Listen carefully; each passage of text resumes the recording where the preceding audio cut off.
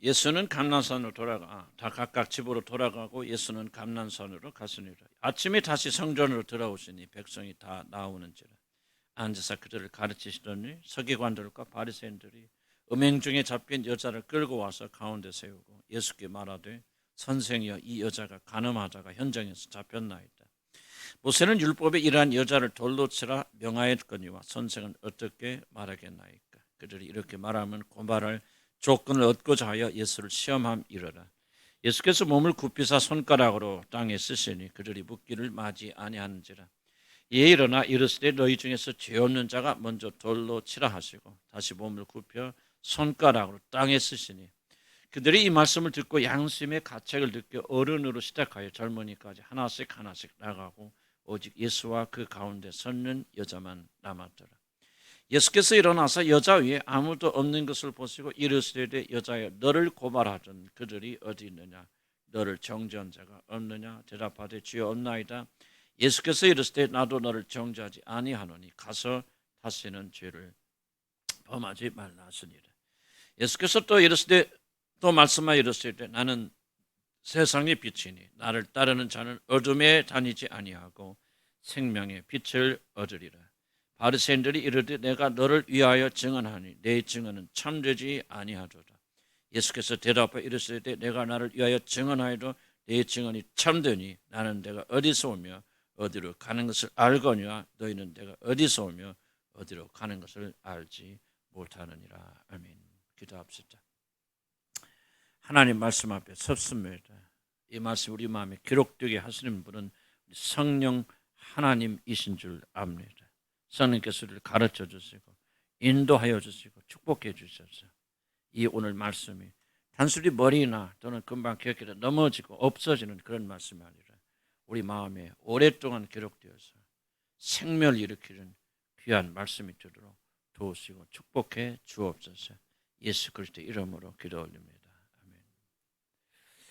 아멘. 우리는 지금 여러분 잘 아신 대로 요한복음에 등장하는 예수님이 자신이 누구신가를 계시하여 주시는 그런 7가지 선언에 대해서 저희들이 이제 생각해 보고 있습니다.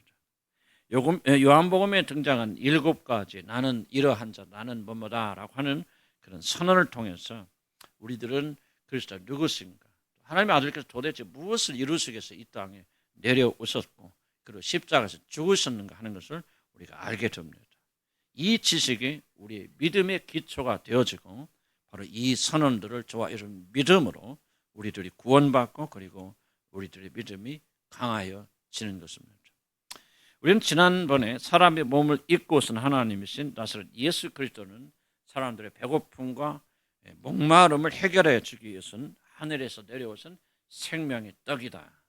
그래서 누구든지 그를 먹고 마시면 영원한 생명이 주어지고 그를 먹는 자는 영원히 배고프고 목마르지 아니할 것이다.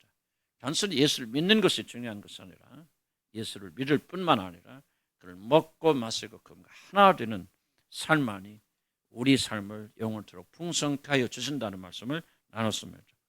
이제 우리는 주님께서 두 번째로 말씀하시는 자기 선언, 나는 이 세상에 어둠을 비춰주기, 밝혀주기 위해서 하늘에서 내려온 세상의 빛이다라는 말씀을 저와 여러분 몇 주 동안 나누고자 합니다. 그런데 우리들은 예수 그리스도가 생명의 빛이라는 말씀을 깊이 생각하여 보기 전에 왜 우리에게는 이런 생명의 빛이 꼭 필요한가라고 하는 것을 먼저 생각해 보아야 됩니다. 왜냐하면 아무리 좋은 것을 할지라도 나는 그것이 꼭 필요해, 나는 그것이 있어야만 살 수 있어라는 강한 확신이 없다면 그 사람은 결코 자기 자신에게 생명을 가져다주는 빛에 대해서 관심을 가지지 않기 때문입니다. 여러분이 믿음이 자라지 않는, 성장하지 않는 가장 어쩌면 유일한 이유는 여러분 그런 필요를 느끼지 않기 때문에 그렇습니다. 필요를 느끼는 사람은 다 주님께 달려오게 되어집니다. 사람이 은혜를 받고 생명을 얻느냐 그렇지 못하냐는 다른 것이 아니라 나는 그것이 절대로 필요할까 하는 사실을 정말 깨닫느냐 깨닫지 못하느냐에 여러분들에게 이 생명이 달려 있습니다. 만약 자신에게는 이 생명의 빛이 그렇게 필요 없다고 생각하는 사람은 결코 마음을 다해 오늘 예배를 드리고 있지만 나는 꼭 예수가 필요해, 저 빛이 필요하라는 그런 마음을 가지지 못한 자들은 전심을 다해서 하나님께 나올 수가 없을 것입니다. 그런데 나는 세상에 참된 빛을 전하여 주기 위해서 온 세상에 참된 빛이라고 말씀하실 때 이 말씀에 대한 중요한 전제가 하나가 있습니다. 바로 이것은 지금 우리가 살고 있는 이 세상은 빛이 없어 아주 깜깜한, 그래서 그 안에 사는 자들은 다 어디가 길인지 무엇이 옳은지를 도무지 알지 못하고 그 안에서 심하게 방황하고 있다고 하는 사실을 주님께서 전제하시는 것입니다. 한번 여러분 생각해 보시기 바랍니다. 만약 세상에 빛이 차서 어둡지 않다면, 그래서 사람들이 아무런 문제가 없이 잘 살고 있다면 아주 단순합니다. 사람들이 왜 낮에는 불을 켜지 않습니까? 어둠이 없고 불을 켤 필요가 없기 때문입니다. 왜 하나님께서는 예수 그리스도를 통하여 하늘의 빛을 이 땅에 가져오셨을까? 전혀 그럴 필요가 없을 것입니다. 밝고 아무런 문제가 없는 이 세상에 하나님의 아들이 구원자로 오신다는 것 자체가 여러분 아주 우스운 일이 아니겠습니까? 하나님께서 이 세상에 생명의 빛을 가져다 주셨다는 말은 이 세상에 사는 모든 자들은 다 죽음의 어둠에 깊이 갇혀 있다는 말씀입니다. 칠흑 같은 어둠에 빠져 있다. 그래서 자신이 어디로 가고 있는지조차 깨닫지 못하고 있고, 자신이 어디로 가고 있는지, 무엇을 하고 있는지조차 알지 못하는, 그래서 자기가 살 길로 가고 있는지 죽음의 길로 나가고 있는지조차도 깨닫지 못하는 정말 깜깜한 그런 어둠 속에 우리들이 살고 있다. 그래서 정말 멸망의 길로 빠져 들어간다는 사실을 우리에게 말씀하고 계시는 것입니다. 그러나 불행히도 많은 사람들은 이 사실을 보지 못합니다. 이 세상에 사는 사람들은 자신이 어둠에 빠져 죽어가고 있다는 사실을 제대로 인정하지 못합니다. 바로 이것이야말로 그들이 어둠에 깊이 빠져 있다는 가장 강력한 증거. 어둠에 있지만 자기 자신이 어둠에 있지 못하다는 사실, 빠져 있다는 사실을 깨닫지 못하는 것이야말로 그가 어둠에 사로잡혔던 가장 강력한 증거입니다. 그럼 술 중독에 빠진 사람들의 중요한 특징 중 하나가 뭐냐면 자신이 술 중독에 빠졌다는 사실을 강력하게 부인하는 것입니다. 자신이 매일 술을 마시며 술이 없으면 살지 못하면서도 나는 그렇게 많이 마시는 편이 아닙니다. 마셔도 절제하면서 먹으니까 나는 술 중독이 될 리가 없죠. 나는 식사할 때만 반주로서 한두 잔 이렇게 먹는 것이지 다른 때 술 먹고 취하지 않아요. 그렇게 하면서 자기가 술 중독이 되었다는 사실을 까마득하게 생각하지 못하는 것입니다. 어둠에 사로잡힌 자들은 자신이 어둠 안에 있다는 사실을 알 수가 없고 볼 수가 없습니다. 세상의 신이 그 사람의 눈을 가려버렸기 때문입니다. 눈이 멀어서 자신이 장님이라는 사실을 그들은 결코 보지 못합니다. 그래서 빛으로 오신 주님을 영접하지 못합니다. 교인의 다니긴 다니지만 자기 자신이 여전히 영적 장님이라는 사실, 그래서 하나님의 빛 되신 그리스도를 받아들여야 한다는 사실을 그들이 인정하지 못합니다.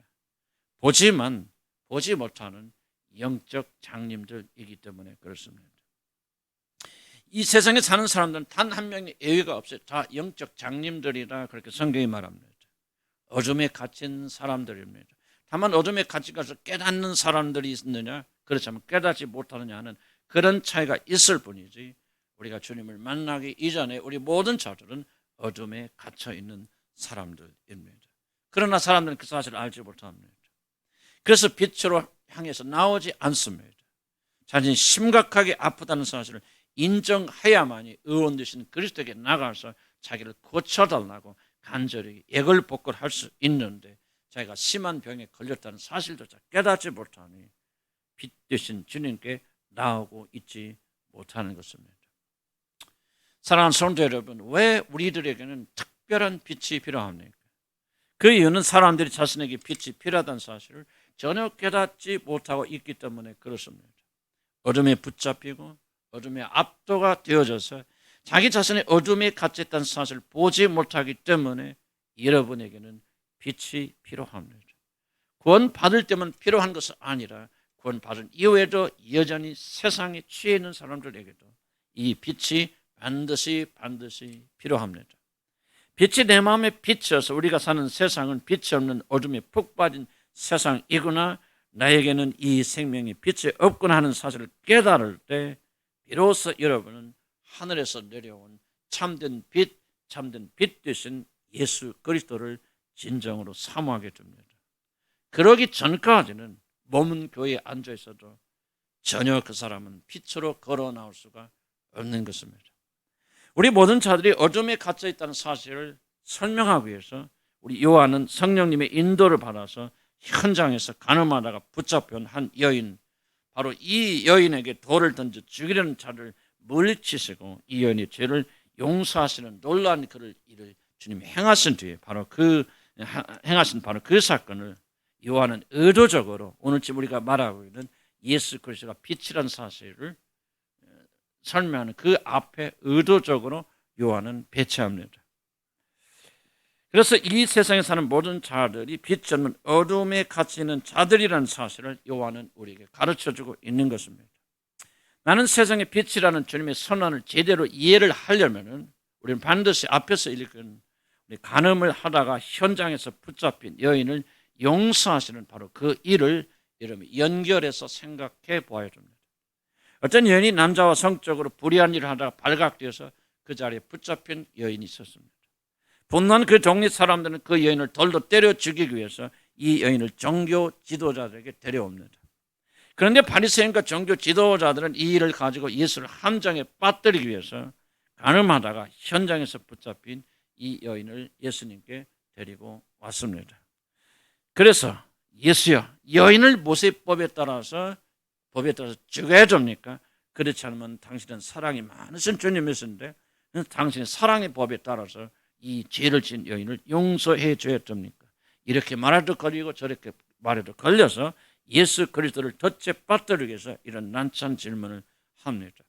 이 질문에 우리 주님은 돌로 쳐서 죽이긴 죽여도 너희들 가운데 죄가 없는 자가 먼저 돌로 치라고 그렇게 7절에서 그렇게 말씀하셨습니다. 이 말씀에 양심의 가치를 느낀 이들은 모든 자들이 현장에서 다 도망가 버렸다고 성경이 기록합니다. 그래서 이 자리에는 우리 주님과 이 여인만 남게 됩니다. 물론 그 주위에는 제자들이 있었겠죠. 겁에 질렸던 이 여인에게 난 너를 용서하오니 다시는 가서 죄 짓지 말라고 우리 주님께서 말씀하시며 이 여인을 풀어주었다는 유명한 기사를 우리는 요한복음에서 볼 수 있습니다. 이것은 바로 11절까지 내용이고 우리 주님은 이제 12절부터 제자들에게 설교를 하십니다. 그런데 우리들이 주의 깊게 살펴볼 것은 12절에 한번 보시기 바랍니다. 12절에 등장하는 한 단어가 있는데 그것이 뭐냐, 바로 또라고 하는 단어입니다. 예수께서 또 말씀하여 이르시되 또라는 말을 사용함으로 요한은 나는 하늘에서 내려온 생명의 빛이라는 이 선언이 다른 곳에서 말씀하신 것이 아니라 이 현장에서 간음하다 잡힌 이 여인과 그 자리에 남아있던 제자들에게 이어서 하신 말씀이라는 사실을 요한이 우리에게 보여주고 있습니다. 현장에서 이 여자에게 돌을 던지려던 모든 자들은 다 떠나갔고 이제 간음한 이 여자만 남았습니다. 그럼 무엇을 여러분 보십니까? 모든 자들이 다 죄인이라고 하는 사실을 우리는 보게 됩니다. 이 여자도 이 여자를 정죄하던 그렇게 의롭다고 여겨서 죄를 지은 여인을 돌로 처벌하려고 하는 그 의로운 자들도 다 떠나갔습니다. 이걸 통해서 예수님은 지금 우리에게 무엇을 증명하고 계시냐면은 이 세상에는 의인이 단 하나도 없다. 여자도 죄인이고 이 여자를 죽이려고 자칭 의인들도 다 죄인이라고 하는 것을 우리에게 보여주신 것입니다. 그런데 우리들이 자신들이 의롭다고 그렇게 기고만장히 돌을 들어서 죄 지은 그런 여인을 죽이러 달려들었던 바로 그런 자들이 어떻게 하여서 돌을 내려놓고 다 도망갔을까? 굉장히 궁금하지 않을 수가 없습니다. 도대체 그들에게 어떤 일이 일어났길래, 무엇이 일어났길래 왜 이렇게 살기가 등등했던 모든 자들이 돌을 다 내려놓고 한결같이 다 도망을 갔을까라고 하는 그런 궁금증이 생기게 되었습니다. 도대체 무엇이 이 강팍하고 폭력적인 사람들의 마음을 녹여서 다 돌을 놓고 도망가도록 그렇게 만들었을까요? 성경이 그걸 설명을 하고 있지 않지만 우리는 이 모든 내용들을 종합해 보게 될 때 바로 그 이유는 진정한 빛 되신 그리스도께서 그들의 더러운 영혼에 빛을 비춰주셨기 때문이라고 저는 그렇게 생각하고 싶습니다. 그래서 이들은 비로소 태어나서 처음으로 자기 자신이 죄인임을 깨닫고 예수님이 비춰주신 그 빛 앞에서 자기 죄인임을 처음으로 비로소 깨닫고 하나씩 둘씩 그 자를 피하여 도망간 것입니다. 성경은 그리스도를 만나기 이전에 사람들에 대해서 다 뭐라고 말합니까? 교회 비록 다닌다 할지라도 여러분 아직까지 그리스도를 만나서 죄를 용서하지 못한 자들의 상태를 뭐라고 말합니까? 기록된 바 의인은 없나니 하나도 없으며 깨닫는 자도 없고 하나님을 찾는 자도 없고 다 지어짜 함께 무익하게 되고 선을 행하는 자는 없나니 하나도 없도다. 그들의 목구멍은 열린 무덤이요 그 혀로는 속임을 일삼으며 그 입술은 독사의 독이 있고 그 입에는 저주와 악독이 가득하고 그 발은 피 흘리는데 빠른지라. 파멸과 고생이 그 길에 있어서 평강의 길을 알지 못하였고 그들의 눈앞에 하나님을 두려움이 없느니라 함과 같으니라. 이것은 교회는 다니지만 예수를 만나지 못한 자들, 성령이 여러분 가운데 인자하지 못한 자들의 상태, 어쩌면 우리는 이 상태에서 건짐받을지 모르지만 여전히 우리는 이런 육신 안에는 이런 상태가 있는 우리들을 묘사하는 것입니다. 그러나 이들은 그것을 몰랐습니다. 자신들이 이러한 죄인이라는 사실을 그들은 전혀 깨닫지 못하였습니다. 자신들은 전혀 죄가 없는 의인인 줄 알고 그래서 가늠한 여인을 죽여버리기 위해서 손에 돌을 잡고 이 자리에 모였습니다. 그러다가 이들은 우리 주님이 발산하시는 그 거룩한 빛 안에서 자기 자신을 보게 된 것입니다.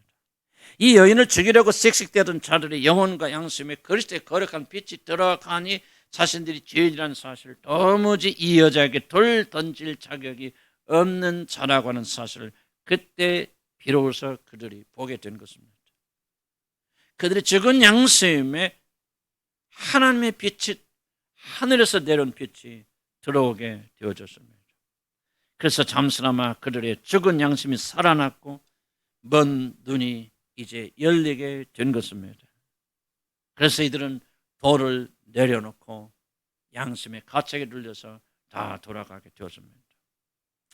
이 세상에 사는 모든 자들은 단 한 명의 예외가 없이 다 어둠에서 신음하고 있습니다. 가늠한 여인뿐만 아니라 그들을 죽이려던 자칭 의로운 자들도 다 똑같이 어둠에 갇혀있는 그런 자들입니다. 그러나 사람들은 그것을 보지 못합니다. 깨닫지 못합니다. 빛이 없기 때문에 자기 자신에게 어둠이 있다는 사실을 발견하지 못합니다. 빛이 없어서 어둠에 갇혀 있으니 자기 자신들의 죄가 보일 리가 없겠죠. 그래서 회개하지 못하는 것이고 그래서 주님께 나오지 못하는 것이고 그래서 교회에 다녀도 진실로 거듭나지 못하는 것입니다. 하나님을 향한 열심이 특출하여서 기독교인들을 이 지구상에서 다 몰아내려고 했던 그 열심 있고 율법의 의로는 흠이 없던 젊은 청년 사울도 빛 가운데 계신 그리스도를 만났을 때 바로 비로소 자기 자신이 어둠에 갇힌 장님이라고 하는 사실을 그는 거기서 깨닫게 되어졌습니다. 인간 중 그 누구도 자신은 너무나도 의롭고 정결하여서 그리스도가 필요하지 않는 사람은 단 한 명도 없습니다. 우리 모두에게는 빛이 필요합니다. 그래서 하늘에서 빛이 내려왔습니다. 우리 모두는 어둠 가운데 헤매는 불쌍한 존재라는 사실을 밝히 보여주기 위해서 하나님의 아들이 사람의 몸을 입고 이 땅에 내려오신 것입니다. 그렇습니다. 빛이 우리들의 마음속에 들어오기 전에는 그 누구도 자신이 어둠 안에 가고 있다는 사실을 깨닫지 못합니다. 빛이 들어와야만 자신이 구원이 필요한 죄인이라는 사실을 깨닫게 되었습니다. 아무리 교회에 다니셔도 이 자리에 지금 여러분 앉아 계셔도 그 빛이 여러분의 영혼에 들어가지 아니하면 여러분은 구원이 필요한 정말 죄인이라는 사실을 여러분 깨닫지 못하게 되었습니다. 이 빛이 들어오지 않아도 나는 죄인이구나, 많은 죄를 지었구나, 과거에 나쁜 짓을 하였구나, 양심의 가책을 가지게 되고 여러분의 죄책감을 가질 수는 있지만은 이 빛이 들어와야만이 나는 죄인 중에 괴수구나, 그리스도께서 나를 위해서 대신 짓고 사신 이 일이 아니라면 나는 도무지 건짐받을 수 없는 그런 죄인이구나 하는 것을 그때 비로소 깨닫게 되었습니다. 오늘 교회 문제가 무엇인지 아십니까? 오늘 교회는 너무나도 양심의 가책을 받는 자들이 많이 앉아있다는 사실입니다. 양심의 가책을 받고서 자기 죄 때문에 괴로워하고 있는 사람은 교회 안에 수없이 많이 있지만 오늘날 비극은 이 교회 안에 이 빛이 들어와서 그들의 어둠을 밝혀내는 이 빛을 받은 자들은 그렇게 많지 않다는 것이 바로 오늘날 교회의 비극입니다. 빛이 들어오기 전에는 그 누구도 자신이 어둠 안에 가고 있다는 사실을 깨닫지 못합니다. 빛이 들어와야만 자신의 구원이 필요한 존재라는 사실을 고백하게 됩니다. 불을 켜서 거울 앞에서 자기 자신의 얼굴을 봐야 자기 자신의 얼굴에 무엇이 묻어 있는지, 어떤 상처가 있는지를 알게 되듯이 강력한 빛으로 여러분의 몸을 촬영하여 보아야 암덩어리가 보이듯이 하늘에서 내려오신 빛만이 여러분의 안에 들어오게 될 때 우리들이 어둠에 갇혀 있는 자신, 조금 잘못한 것이 아닌가, 조금 실수한 것이 아닌가, 조금 과거에 음란하고 방탕한 죄를 지었던 그런 사람이 아니라 우리 전 존재가 구원이 필요한 죄덩어리라는 사실을 그때 비로소 깨닫게 되었습니다. 사람들이 왜 그리스도께로 나오지 않습니까? 몸은 교회에 있지만 왜 그리스도를 향해서 전심을 향해 달려오지 않습니까? 그것은 자신이 누구인지, 자신이 얼마나 큰 어둠에 눌려 있는지, 자신 안에 얼마나 심각한 어둠이 자리 잡고 있는지를 그들이 보지 못하기 때문이 아니겠습니까? 왜 술을 헤아릴 수 없는 사람들은 처음 믿을 때 주님을 필요로 하지, 그 뒤에는 그에게 등을 돌려버리고 이제 교회 생활에 익숙해서 이런 왔다 갔다 하면서 교회 법을 배우면서 교회 생활을 배우면서 교회에 익숙해지지만은 그때부터 그리스도에게 등을 돌립니까? 자기 자신이 그리스도로 또 등을 돌리는 순간, 영원한 빛 되신 그분을 등지고 돌리는 순간 자기 자신은 다시 어둠에 빠진다는 사실을 모르기 때문이 아니겠습니까? 빛은 어둠을 드러냅니다. 태초에 하나님께서 천지를 창조하실 때 이 지구는 혼돈과 흑암의 무질서의 그런 세상이었습니다. 그때 하나님께서 가장 먼저 하신 일이 무엇입니까? 빛이 있어라, 그렇게 말씀하셨습니다. 빛이 비추니 바로 이 세상의 모든 혼돈과 무질서와 칠흑 같은 어둠이 숨겨진 이 세상이 하나님의 눈에 드러납니다. 바로 하나님 앞에 벌거벗은 듯이 드러난 공허와 혼돈의 땅에 하나님께서는 이제부터 창조의 역사를 시작하신 것입니다.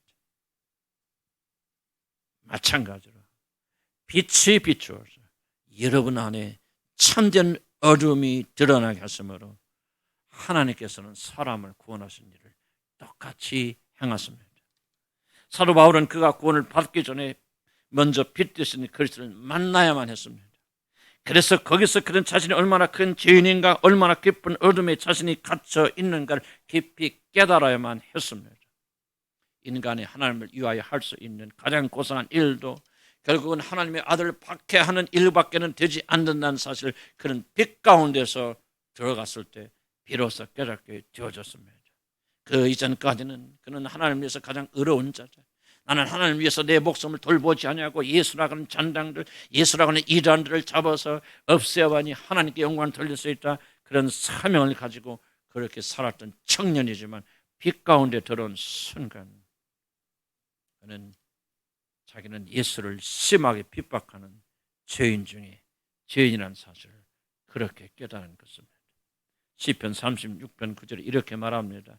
주는 생명의 원천이시므로 우리가 주의 빛 가운데서 빛을 보나이다. 그런 시인의 고백처럼 우리 모두는 주님의 빛 가운데서만 어둠을 보고 그 어둠을 몰아낼 수 있는 빛을 볼 수가 있는 것입니다. 만약 빛 되신 그리스도, 빛 안에 거하시는 그리스도를 여러분이 만나지 못했다면 사울은 결코 바울이 되지 못했을 것이고 여러분들은 결코 주님을 만나지 못할 것입니다. 왜 우리들에게는 하늘에서 내려온 빛이 필요합니까? 우리들에게서 하늘에서 내려온 참된 빛이 필요한 이유는 우리들이야말로 생명의 주 예수 그리스도가 필요한 죄인이라는 사실을 여러분에게 스스로 보여주시기 위함입니다. 그럼 병원에 가면 의사들이 우리가 얼마나 심한 병에 걸렸는가를 알려주기 위해서 강한 빛으로 찍는 엑스레이 사진을 보여줍니다. 이 사진을 보면 여러분 숨겨진 모든 병이 그대로 적나라하게 드러납니다. 이와 같이 하늘에서 내려온 생명의 빛이 여러분을 임하게 될 때, 그 빛이 여러분의 양심을 통과하게 되어질 때, 여러분 뼛속 깊이 숨겨둔 죄악들을 통하게 되어질 때, 여러분의 눈에 사람들의 눈은 다 감춰져도 결코 감출 수 없는 죄가 그대로 엑스레이처럼 노출되어서 내가 얼마나 큰 죄인인지, 내가 얼마나 깊은 어둠에 갇혀 있는지를 그때 비로소 알게 됩니다. 이렇게 해야 되는 이유는 그래야만 우리는 그 빛 가운데로 나올 수가 있기 때문입니다. 의사들이 엑스레이를 보여주는 것은 여러분을 죽이기 위해서가 아니라 여러분을 살리기 위해서입니다. 여러분들이 충격을 받고 보세요. 여러분의 뼛속 안에, 여러분 장기 안에, 간에 이렇게 여러분 암이 들어있습니다. 여러분이 충격을 받고 수술을 받고 그리고 살라는 말입니다. 환자들이 얼마나 병이 깊이 들었는가를 알기 전에는 수술돼야 오르지 않듯이 자신이 얼마나 큰 죄인이며 어둠 가운데 갇혀 있는가를 여러분이 보지 못하면 그 사람은 결코 자신을 살리는 참된 빛 되시는 그리스도께로 나오지 않습니다. 나는 우리 교인들 바라보면서 두 가지 그룹으로 나눈다는 것을 보게 되었습니다. 어떤 사람들은 이와 같이 빛 되신 그리스도 앞에서 빛의 조명을 인해서 자기 자신 정말 죄인이다, 죽을 죄인이다, 나는 그리스도가 없으면 멸망할 사람이다, 주인이 기술하고 깨달아서 이러면 주님께 나오는 사람들이 있고, 또 한 그룹의 사람들은 양심의 가책 받아서 그랬구나, 내가 과거에 이런 죄를 지었구나, 나쁜 짓을 했구나, 나는 참으로 못된 사람이구나, 그렇게 양심의 가책을 받는 두 그룹의 사람들이 여러분에게 현저하게 나누는 걸 발견되었습니다. 그리고 내가 발견하고 알게 된 것은 양심의 가책을 받은 사람은 결코 그리스도께 나오지 못한다는 것을 나는 발견했습니다. 그래서 나는 성경의 말씀이 옳다고 생각합니다. 제 자신의 체험과 여러분에 대한 관찰을 바라보면서 오직 구원받고 하나님 만나는 사람들은 단순히 양심의 가책이 아니라 이 신령한 빛이 여러분의 양심과 이런 모든 생각과 관절과 골수를 잘라 쪼개면서 벌거벗은 듯이 우리가 죄인 중에 괴선한 사실이 드러나고 고백한 사람들은 단 한 명도 예의가 없어요. 그는 그리스도 앞에 나와서 참된 구원 속에 들어가는 것을 보게 되었습니다. 예루살렘아 예루살렘아, 선지자를 죽이고 내게 파송된 자들을 돌로 치는 자야, 암탉이 그 새끼를 날개 아래 모음같이 내가 내 자녀를 모으려 한 일이 몇 번이더냐. 그러나 너희가 원하지 아니하도다. 주님이 이렇게 간단하셨습니다. 왜 그들이 자신들을 구원하시고 품으시려는 그리스도께로 그들이 나오지 아니하였습니까? 자신이 어둠에 갇혀 있다는 사실, 자신은 구세주가 필요한 죄인이라는 사실을 볼 수 없기 때문입니다. 어둠에 갇혀 있기 때문에, 참된 빛이 그들을 임하지 않았기 때문에, 그들이 어둠에 갇혀 있기 때문에 어둠에 있다는 사실을 깨닫지 못하는 것입니다. 그리스도께서 이 세상에 빛으로 오신 가장 중요하고 첫 번째 이유는 우리를 구원하시기 위함이 아닙니다. 이상하게 들릴지 모르지만 여러분, 하나님의 아들께서 이 땅에 오신 중요한 목적은 이 세상의 어둠을 드러내는 것입니다. 왜 이것이 중요합니까? 어둠이 드러나지 않은 것은 그 누구도 빛 가운데로 나오지 않기 때문에 그렇습니다. 자신의 어둠이 드러나지 않는 사람들은 자신이 죽음의 어둠에 갇혀 있다는 사실을 깨닫지 못하는 자들은 예루살렘의 백성처럼 주님께서 여러분을 품기 위해서 모으시기 위해서 그렇게 애타게 말씀하셨죠. 오늘 또 저를 통해서 예루살렘아 예루살렘아, 내가 너를 내 품에 품으려고 한 적이 몇 번이나 있더냐. 그렇게 간곡히 오늘 또 여러분이 호소하지만 이 빛이 임하지 못한 사람들은 결코 주님께 나올 수가 없는 것입니다. 사람들은 그리스도를 만나기 전까지는 자기 자신이 구원이 필요한 죄인이라는 사실을 잘 알지 못합니다. 사울이 비단에 거하시는 주님을 만나기 전까지는 자신의 모든 행위가 고상하고 거룩하고 하나님에 대한 충성으로 가득 차 있다고 그렇게 스스로 생각하였습니다. 그런데 빛 가운데 계신 주님은 사울아 사울아, 내가 어찌하여 나를 핍박하느냐고 그렇게 말씀하셨습니다. 그는 매우 큰 충격을 받았습니다. 그는 거기서 빛 가운데 계신 주님을 만났을 때 비로소 자기 자신은 하나님의 충성된 일꾼이 아니라 그리스도를 핍박하는 원수라고 하는 것을 거기 그 자리 빛 가운데서 그는 발견한 것입니다. 빛이 자신의 모든 행위를 비춰주니 거짓으로 위장된 자신의 형편없는 선지자 같은 거짓 의로움은 그대로 드러났고 벌거벗은 듯이 그 앞에서 죄인 중에 괴수로 그가 드러난 것입니다.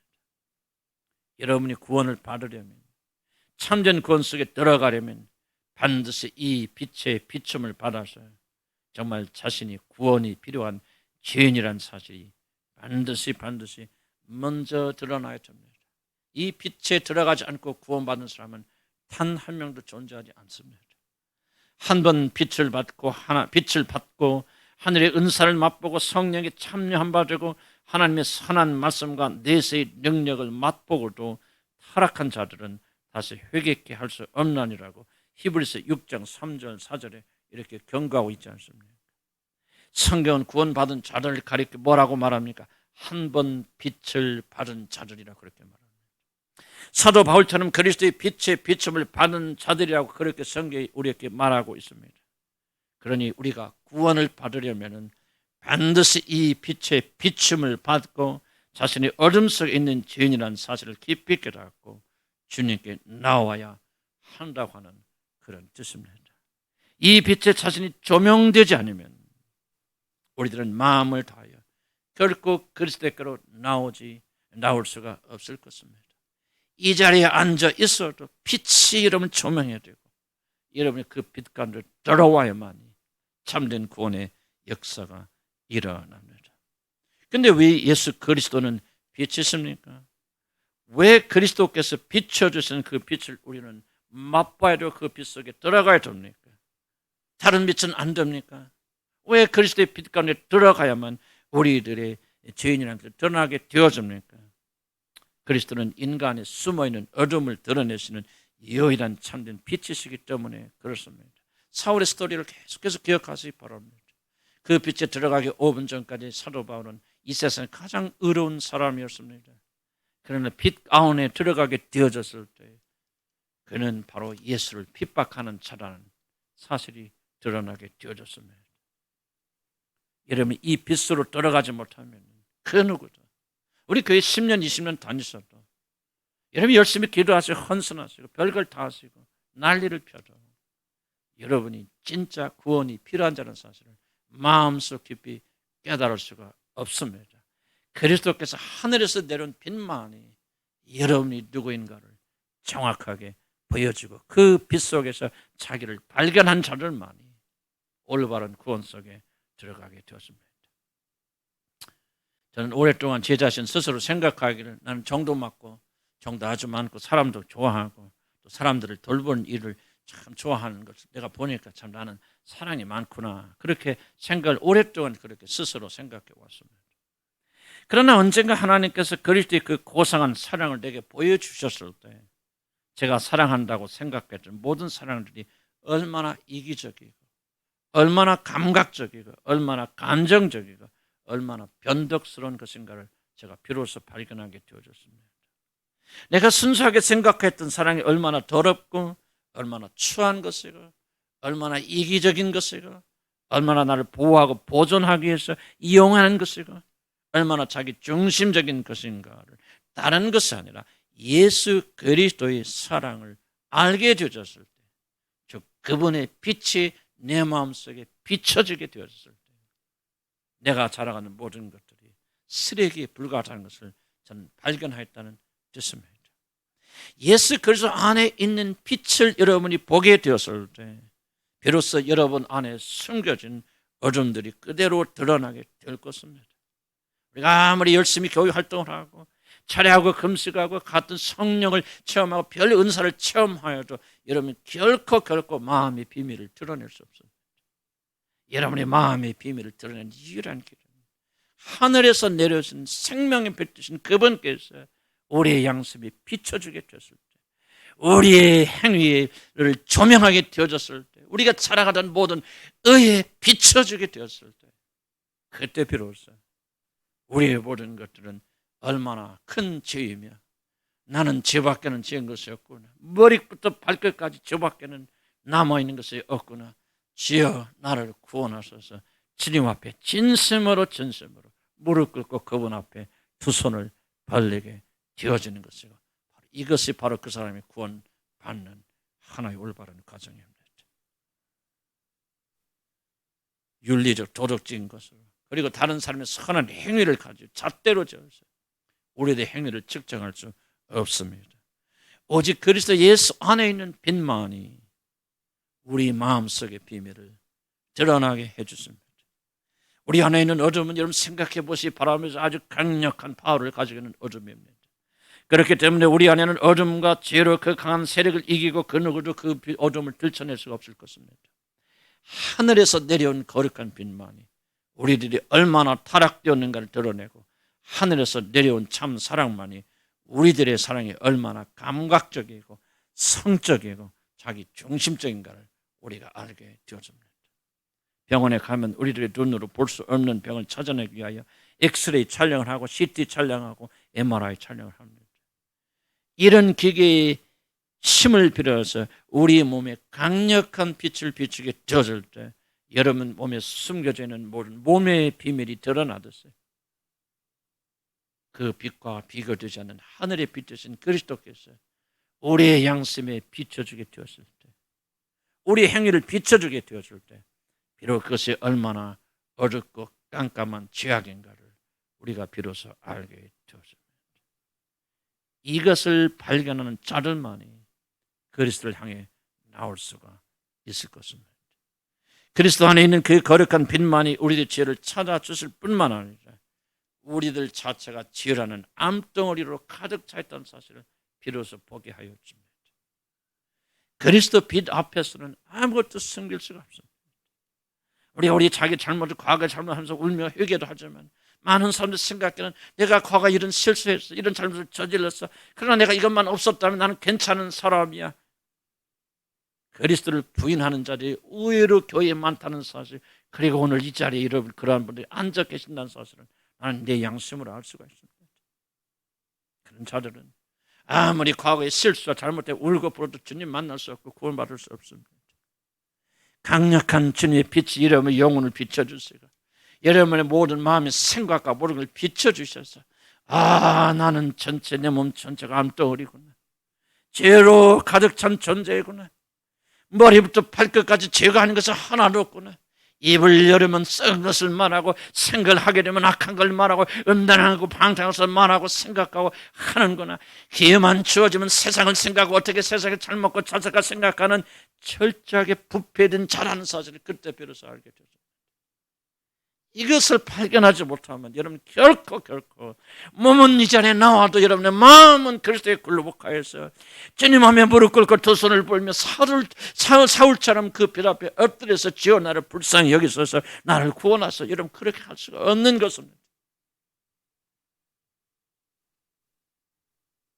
여러분이 누구인가를 진정으로 하려면, 구원 받았건 받지 못했건 여러분이 누구인가를 진정으로 알려면 오직 한 가지 하늘에서 내려온 참 빛으로 자신을 조명해 봐야 됩니다. 윤리와 도덕이 아닙니다. 행위가 아닙니다. 오직 참 빛 되신 그분의 빛으로 우리 행위를 조사하게 될 때 우리가 자랑하는 모든 사랑, 우리가 자랑하는 모든 의들이 얼마나 보잘것없는 휴지 조각인가를 알게 되며 우리 안에는 선한 것이 하나도 없다는 사실을 진심으로 전심으로 우리 마음속 깊이 인식하고 인정하게 됩니다. 우리는 구원을 받고 거듭나야 그런 일이 가능하겠지만 이런 일을 통해서 우리는 비로소 하나님을 향해서 주여 나를 구원하소서, 나를 구원할 자는 우리 주 예수 그리스도밖에 없나이다. 참된 구원의 역사가 그때 비로소 시작이 되어지는 것입니다. 사실 예수 그리스도가 빛이란 말이 사람들이 환영받는 것이 아닙니다. 왜냐하면 빛의 1차적인 기능은 다른 것이 아니라 어둠에 숨겨져 있는 우리들의 죄악을 드러나기 때문에 예수님이 빛이란 말은 즐거운 말이 아니라 우리에게 부담 가는 말입니다. 자신이 숨겨놓은 죄악이 드러나는 것을 기뻐하는 사람은 없습니다. 그래서 우리 모두는 자신의 죄악을 감추기 위하여 발버둥을 칩니다. 그러니 빛 되신 그리스도를 우리가 환영할 수가 없고 기뻐할 수가 없는 것입니다.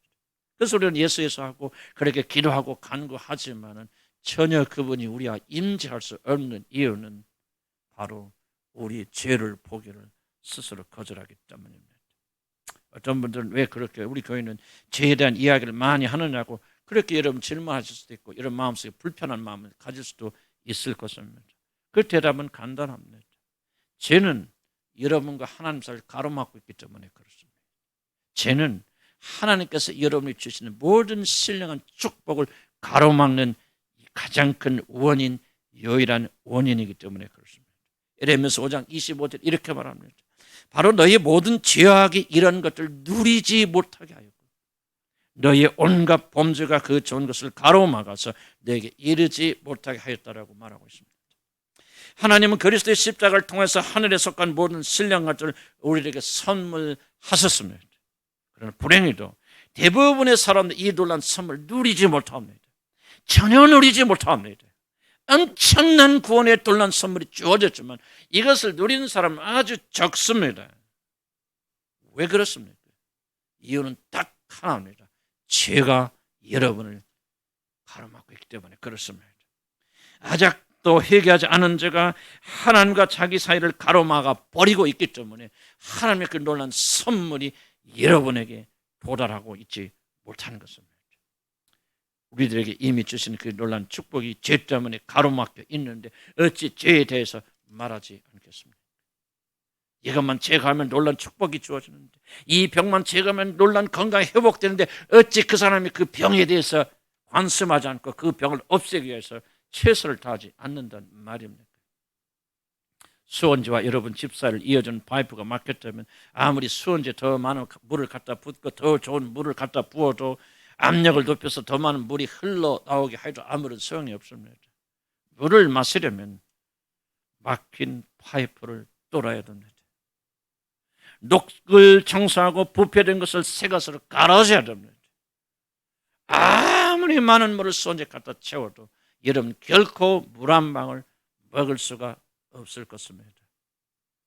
회개하지 않으면 그리스도의 빛 가운데서 자신의 죄인됨이 드러나 그에게 달려가 자비를 구하지 않는다면 그 누구에게도 아무런 소망이 없고 구원받은 자들에게도 아무런 소망이 없고 구원받았으나 죽은 자처럼 멸망받은 자처럼 그렇게 비참하게 살 것입니다. 사랑하는 성도 여러분, 그리스도께서 하늘에서 내려주시는 빛을 원치 않기 때문에 여러분의 죄가 드러나지 않고 깊이 숨어 회개할 필요가 없는 그런 의인들처럼 하나님과 자신을 속이면서 그렇게 사는 사람들이 있다고 합시다.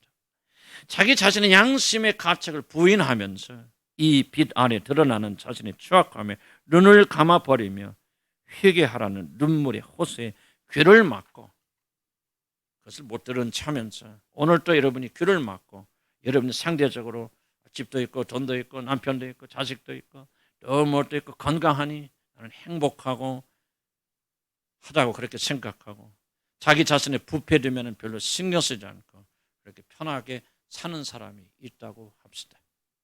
이런 길이 살만하다고 뭐 죄 때문에 그렇게 울고 불고 할 필요가 있냐고 하면서 교회는 다니긴 다니지만은 축복받는 길에는 열심히 다 하고 있지만 여전히 세상 속에 있으면서 즐길 것 다 즐기며 재미있게 사는 분이 있다고 합시다. 그리고 그런 삶이 가능하다고 합시다. 그런 분이 계시더라도 한번 전도서 6장 3절의 말씀을 마음에 깊이 새겨보시기 바랍니다. 사람이 비록 100명의 자녀를 낳고 또 장사하여 사는 이 날이 많다 할지라도 그의 영혼은 그러한 행복으로 만족하지 못하고 또 그가 안장되지 못하면 나는 이르기를 낙태된 자가 그보다는 낫다 하리니. 성경은 그런 사람을 가리켜서 낙태되어 죽은 아이보다 훨씬 못한 불쌍한 인간이라고 그렇게 말합니다. 빛 가운데 들어가서 빛 가운데 조명되는 죄를 발견하고 회개하고 그것을 제거해서 그래서 하나 되는 길을 선택하기보다는 죄에 대해서 언급하지 않고 생각하지 아니하고 대충 세상적인 행복을 추구하는 사람들을 가리켜서 솔로몬 임금은 말합니다. 나는 그를 향하여 낙태되어 죽어 태어난 아이보다 못하다고 하리니. 그런 거짓 축복과 행복에 취하여 사는 자들은 차라리 태어나지 않은 자를 자기 자신의 부모가 거절하고 죽임을 당한 그런 낙태된 아이들보다 훨씬 못한 자들이라고 주의 말씀은 우리에게 경고하고 있는 것입니다. 사랑하는 성도 여러분, 한번 깊이 생각해 보시기 바랍니다. 하나님의 영광의 형상을 여러분 입고 그리스도의 그 고귀하신 산을 입은 자들이 빛 가운데로 들어오기를 거절하기 때문에 너는 낙태된 아이들보다 못한 불쌍한 존재라는 소리를 듣는 것이 저주 중에 저주가 아니면 그 무엇이 저주라고 생각하십니까? 그리스도는 우리의 어둠을 드러내는 참된 빛이심을 믿고 비록 그 빛으로 들어가는 것이 어렵고 힘들고 괴롭고 낙담되는 일이라 할지라도 그분 앞에서 치료받고 그분이 주시는 모든 신령한 축복을 받기 위해서 오늘 또 빛 가운데 들어와서 자기 자신의 어둠을 조명하기를 기뻐하고 즐거워하는 자들, 그래서 사도 바울처럼 그리스도의 빛 앞에 굴복하는 자들, 바로 이런 자들을 가리켜 성경은 참된 그리스도인이요 복된 자들이라고 그렇게 말하는 것입니다. 여러분 어떤 사람이 되기를 원하십니까? 그리스도가 세상의 빛이 되신 하늘에서 내려오신 빛이 되신 그분께서 우리 오늘 죽은 양심에 비춰주시며 우리 죄를 지적하시며 회개케 하시는 그 고통의 빛 속으로 들어와서 그러나 참된 삶을 누리기를 기뻐하십니까? 그 모든 빛을 거절하고 상대적으로 평강과 기쁨 속에 살기 때문에 그러나 그를 가리켜서 낙태된 아이보다 못한 자들이라고는 그런 삶을 살기를 원하십니다. 성령께서 여러분이 주시는 말씀을 조용히 들으시면서 생각하시기 바랍니다. 기도하십시오.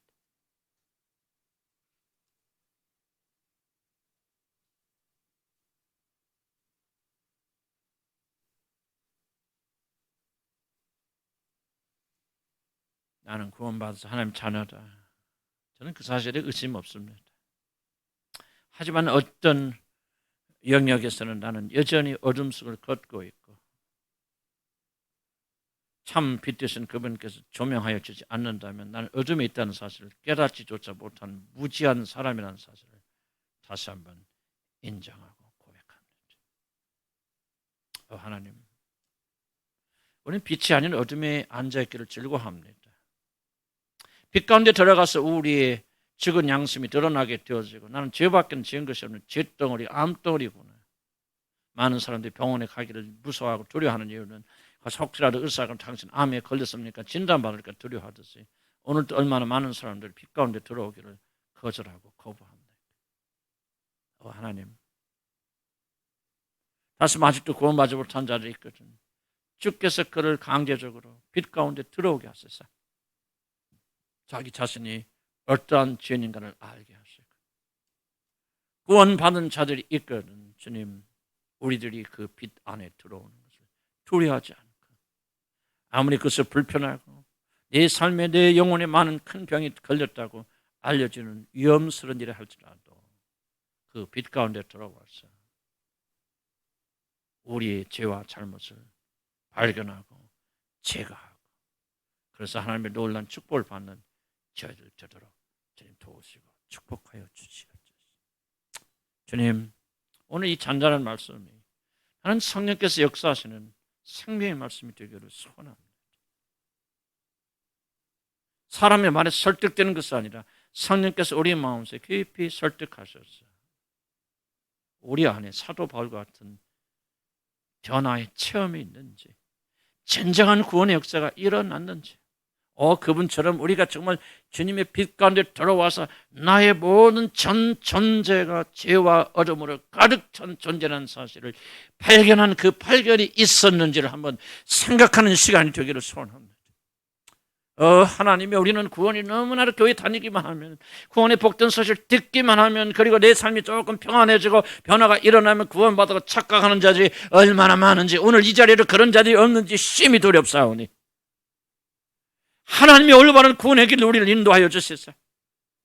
사도 바울을 끌고 들어갔던 그 빛 가운데서 오늘 우리를 끌고 주님 들어가셔서 우리가 행한 것은 죄밖에 없다는 사실, 머리부터 발끝까지 죄로 물드는 죄인적의 괴선하는 사실, 그래서 우리가 주님이면 우리 구원자가 없다는 사실을 오늘 우리가 마음을 열고 두 손을 주님께 활짝 벌리며 주여 나를 받아 주시옵소서. 참된 구원 역사가 우리에게 일어나기 바랍니다. 나는 우리 교인들을 바라볼 때 어떤 몇 명들은 이런 구원의 역사가 없습니다.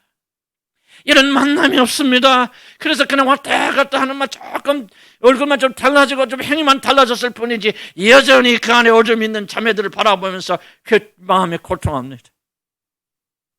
하나님이여, 더 이상 우리는 위장하며 다닐 수가 없습니다. 거짓자로 교회에 다니면서 구원받은 척할 수가 없습니다. 하나님, 우리가 진정으로 구원받기를 원하시는 하나님이여, 오늘 이 빛 가운데로 들어가기를 소원합니다. 조명하여 주시옵소서. 비춰주시옵소서. 우리 다 같이 주 한번 부르고 기도합니다.